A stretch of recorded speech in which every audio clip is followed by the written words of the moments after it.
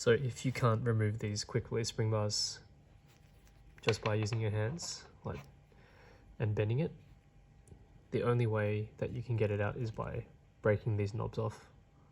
So what you're going to need to do is get some pliers like these. See how these kind of are angled? You'll be able to grab onto the edge of these knobs and then you'll just break them off.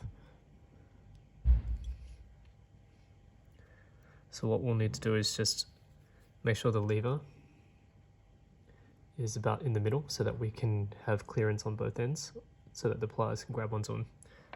And then we're just going to try and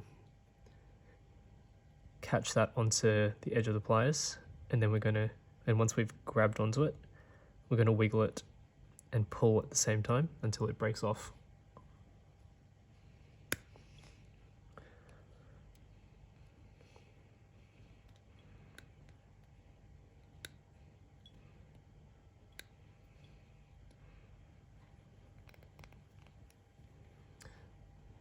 And that's how it comes off.